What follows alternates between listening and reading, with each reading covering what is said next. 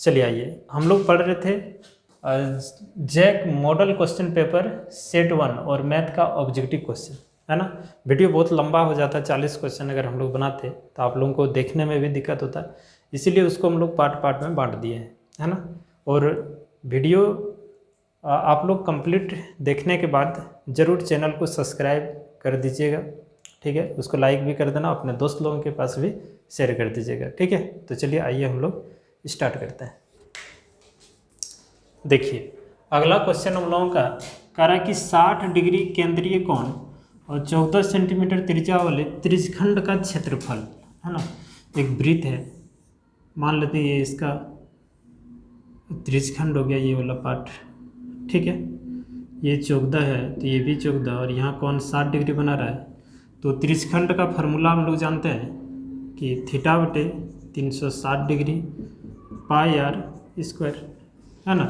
सारा चीज़ दिया हुआ है, कोण 60 डिग्री दिया है तो 60 बटे 360 डिग्री, पाई का मान 22 बटे 7, त्रिज्या 14 है, स्क्वायर करेंगे तो 14 गुना 14, 7 दूना 14, 6 6 36, है ना। और इसको अगर कटा दें 2 से तो 2 तिया 6, है ना। अब कुछ नहीं कटेगा, इन दोनों को गुना कर लीजिए, 14 दूना 28, 2 14 28 29 30 बटे 3, ये हो गया 308 बटे 3, 308 बटे 3 centimetre square, answer D number, ठीक है। 32 नंबर कह रहा है कि त्रिज्या आर, समझिएगा त्रिज्या आर, छोटी नहीं बड़ी आर, और त्रिज्या आर वाले वृत्त के उस त्रिज्यखंड का क्षेत्रफल ज्ञात कीजिए जिसका कोण पी है, ठीक है। तो हम लोग कोण यहाँ थीटा के स्थान पर कोण लिया है पी, और त्रिज्यखंड का फार्मूला हम लोग जानते हैं, यही देखिए जैसे यहाँ लिखे, आप इसको ऐसे भी लिख सकते हैं या नहीं तो पाई आर स्क्वायर थीटा बटे 360 डिग्री, ठीक है। अब ये छोटी आर की जगह हम लोगों को यहाँ बड़ी आर दिया हुआ है तो यहाँ हम बड़ी आर लिख देते हैं, और कोण थीटा की जगह पी दिया है तो थीटा को हटा के पी लिख देते हैं। ये वाला ऑप्शन आपका डी नंबर नज़र आ रहा है, तो डी नंबर हम लोगों का हो जाएगा आंसर। देखिए हम लोगों का क्वेश्चन है 23 नंबर, ठीक है, देख लेते हैं। 23 नंबर क्वेश्चन है कि दो वृत्तों की त्रिज्याएं क्रमशः 19 सेंटीमीटर और 9 सेंटीमीटर है, उस वृत्त की त्रिज्या क्या होगी जिसकी परिधि इन दोनों वृत्तों की परिधि के योग के बराबर है।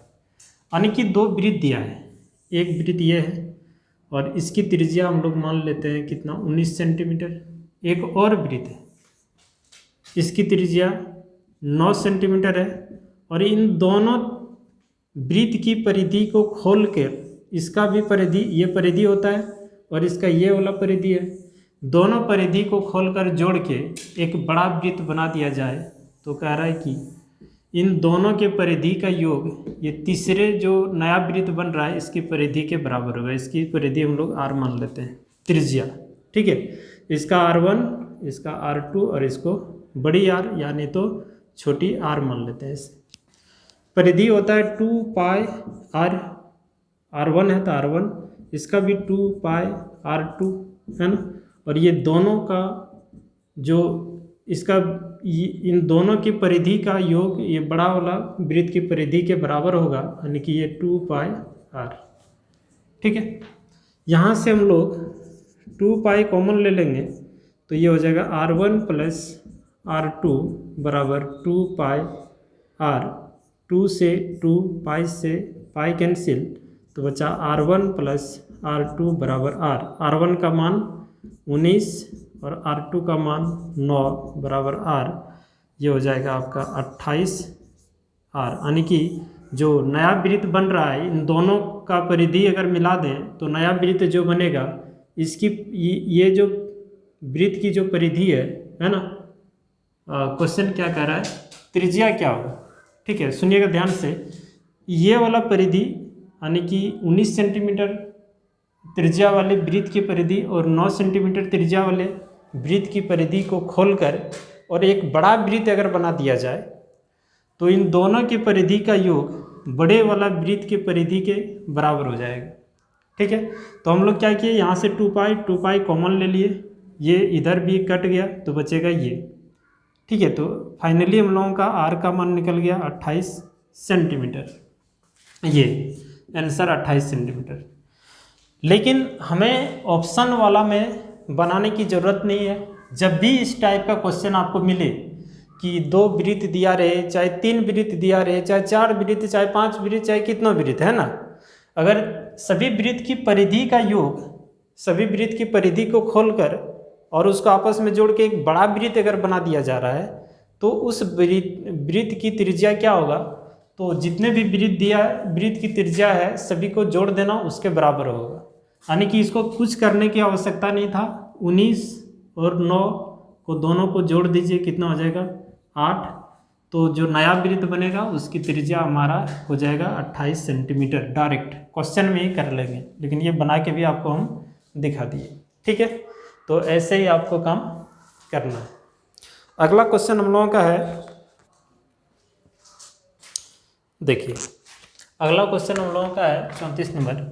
सबसे बड़े बांस की लंबाई बताइए जो एक 12 मीटर लंबे, 9 मीटर चौड़े, 8 मीटर ऊंचे कमरे में रखे जा सके। यानी कि अगर एक कमरा जैसे है ना, मान लेते हैं एक कमरा घनाभाकार है, क्योंकि सबका लंबाई चौड़ाई ऊंचाई अलग अलग दिया है, और उसमें हमें बांस रखना हो। जैसे मान लेते हैं कि इस तरह का एक कमरा है, ठीक है, घनाभाकार। अब इसमें सबसे लंबा बांस रखना है तो कोना को नहीं रखना होगा, इस कोना से लेकर इस कोना सबसे लंबा है, इसको हम लोग विकर्ण कहते हैं। ठीक है, और इस कोना में अगर हम लोग कोना को नहीं बांस रखेंगे तो सबसे लंबा बांस अटेगा। ठीक है, तो ये विकर्ण का फार्मूला होता है रूट अंडर लंबाई स्क्वायर प्लस चौड़ाई स्क्वायर प्लस ऊंचाई का स्क्वायर। ठीक है, ये लंबाई हो गया, घनाभ की लंबाई हो गया 12, और ये चौड़ाई 9, और ऊंचाई कितना हो गया 8। ठीक है, ये लंबाई है, ये चौड़ाई है, और ये ऊंचाई है। यहाँ पुट कर दीजिए, इसको हल कर लेते हैं। तो यहाँ देखिए, यहाँ रख देंगे 12, तो 12 का स्क्वायर होगा 144। यहाँ रख देंगे 9, तो 9 का स्क्वायर हो जाएगा 81, और यहाँ रख देंगे 8, तो 8 का स्क्वायर 64, है ना। अब यहाँ देखिए 4, 1 5, 5 4 9, ठीक है, 6 और 8, 8 6 14, 14 और 4 कितना 18, है ना। देखिए 6 8 6 14, 14 और 4 कितना हो जाएगा 18, 1 और 1 2, इतना। ठीक है, अब इसका वर्गमूल निकाल लेंगे तो आएगा कितना 17, कितना आएगा 17 आएगा। नहीं तो करके देख लीजिए, है ना, 17 ही आएगा आपका। क्लियर है, तो ये हो जाएगा हम लोगों का बी नंबर ऑप्शन, 17 आएगा। अब यहाँ देखिए 35 नंबर में कह रहा है एक शंकु की ऊंचाई, एक शंकु है, इस तरह से शंकु है, ये शंकु है इस तरह से, इसकी ऊंचाई कितना 12 सेंटीमीटर, ये ऊंचाई रहा, और ये कितना है 12 है। उसके आधार का व्यास यहाँ से यहाँ तक 10 है, तो त्रिज्या कितना हो जाएगा 5। ठीक है, तो यहाँ कह रहा तिर्यक ऊंचाई क्या होगा, ये बोला आपका तिर्यक ऊंचाई है। ठीक है, तो ये देखिए एक समकोण त्रिभुज बना रहा है, ये ऊंचाई और ये आधार 5 आ गया। इस तरह से हम इस फिगर यहाँ से यहाँ तक ड्रॉ करें तो ऐसे नज़र आएगा, ये 12, ये 5, तो ये कर्ण हो गया ना एच को ही हम लोग एल बोलते हैं, तिर्यक ऊंचाई। और इसका फार्मूला क्या होता है कि h² प्लस r², तो ये हो गया ऊंचाई, ये ऊंचाई 12 है, तो यहाँ 12 का स्क्वायर डायरेक्ट करें या 12 रख देंगे तो 144, और r कितना है 5, तो ये हो गया 5 का स्क्वायर। ये रूट 5 का स्क्वायर कितना होगा 25, यहाँ लिख देते हैं, और ये हो जाएगा 169, और इसका वर्गमूल 13, यानी कि ये तिर्यक ऊंचाई कितना आएगा 13 सेंटीमीटर। तो 13 सेंटीमीटर हम लोगों का आंसर हो जाएगा। ठीक है, किसी को दिक्कत? क्वेश्चन है 36 नंबर, कह रहा है कि मॉडल बनाने वाले, है ना, मिट्टी से ऊंचाई 24 सेंटीमीटर, आधार की त्रिज्या 6 सेंटीमीटर वाले एक शंकु बनाया गया है। एक बच्चे ने इसे गोले के आकार में बदल दिया तो गोले की त्रिज्या होगी। समझिएगा, मतलब एक बच्चे ने मिट्टी से एक शंकु बना दिया, इस तरह से शंकु बना दिया ऐसे, ठीक है। अब फिर एक बच्चे ने इसको गोला में बदल दिया, मतलब इसमें जितना मिट्टी लगा होगा सारा मिट्टी इसमें आ गया, खाली रूप चेंज हो गया। इसमें जितना भी मिट्टी होगा वही मिट्टी, एक्स्ट्रा कोई मिट्टी नहीं लगाया है, उसी मिट्टी से उसी को तोड़ के गोला के रूप में दे दिया और इसकी त्रिज्या r, ठीक है। यहाँ इसकी त्रिज्या क्या होगी अलग बात है, यहाँ दे रखा है इसकी त्रिज्या, है ना। त्रिज्या यहाँ कितना दिया है देखिए 6 सेंटीमीटर, तो त्रिज्या इसकी 6 सेंटीमीटर हो गया, है ना। इसका त्रिज्या हम लोग r1 ले लेते हैं, इसका r2 कर देते हैं, और यहाँ इसकी ऊंचाई हमें पता है 24 सेंटीमीटर। तो ये क्लियर हो गया कि शंकु का आयतन जो होगा, है ना, शंकु का जो आयतन होगा उतना ही गोले का आयतन होगा, गोले का आयतन होगा, ठीक है। क्यों? क्योंकि इसका सारा मिट्टी इसमें खाली रूप बदल गया है, मिट्टी जितना शंकु में लगा उतना ही गोला में लगा, रूप बदल गया। तो गोला का आयतन होता है 4/3 पाई r3। चलिए इसको r2 माने r ही रहने दीजिए, क्या फ़र्क पड़ता है। और शंकु का होता है 1/3 पाई r²h, है ना। तो r1 यहाँ कर देते हैं, पाई से पाई कैंसिल, 3 से 3 कैंसिल, क्योंकि इसको लाएंगे इधर तो ये ऊपर जाएगा 3 तो कटेगा ही। बचा हमारे पास 4r³ और इधर r का मान 6 है ना। 6 का स्क्वायर करेंगे तो 36, यहाँ 6 रख देंगे, स्क्वायर है तो 36, और ऊंचाई कितना है तो 24, है ना। इसको कटा दें, 9 चौक 36, तो r³ बराबर 9 गुना 24, ठीक है।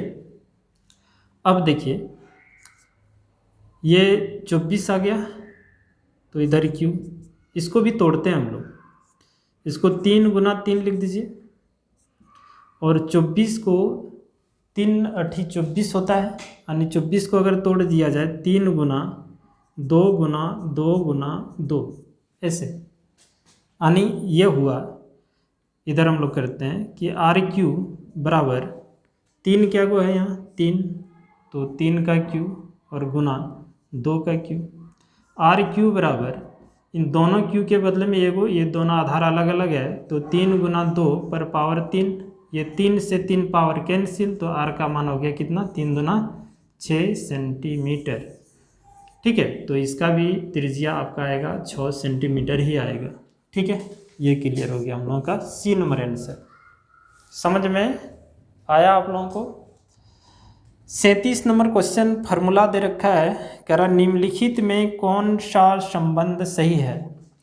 3 माध्यक बराबर बहुलक माइनस 2 माध्यक, है ना। दूसरा नंबर है 3 माध्यक बराबर बहुलक जोड़ 2 माध्य, और माध्यक बराबर 3 बहुलक माइनस 2 माध्य, ठीक है। तो इसमें से कौन सही है, 1 मिनट इसको हम लोग उठा के इसी जगह पे लिखते हैं, सुनिए। फार्मूला ये होता है, बहुलक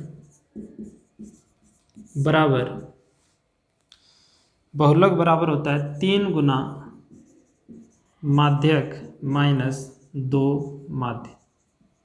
और याद रखने का एक ट्रिक समझा देते हैं आप लोगों को। मो वाला शब्द, मो से माध्यक होता है और मो से माध्य होता है, मो से माध्यक होता है और मो से माध्य भी होता है। ये दोनों जब भी रहेगा एक साइड रहेगा, और बहुलक में ब रहता है ये अलग रहेगा। किसी भी तरह याद रखो, चाहे कोई भी तरीका लगा लीजिए, याद रहेगा। और ये 3 रहेगा तो ये माध्य 2 रहेगा बस। लेकिन हमारे ऑप्शन में ऐसा नहीं है, तो ऑप्शन में है क्या, इसको इस पर कर दिया गया है।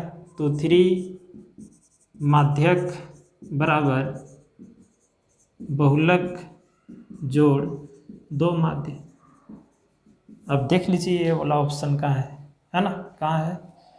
तो देखिए 3 माध्यक बहुलक -2 प्लस ये वाला बी नंबर आंसर होगा। 3 माध्यक बराबर बहुलक जोड़ 2 माध्य। ठीक है, तो बात आपको समझ में आना चाहिए। इस सब क्लियर है।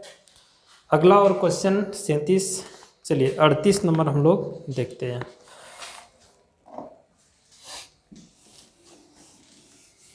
हम लोगों का क्वेश्चन 38 नंबर कि वर्ग अंतराल एवं संचयी बारंबारता के बीच खींचे गए आलेख, ये कह रहा है।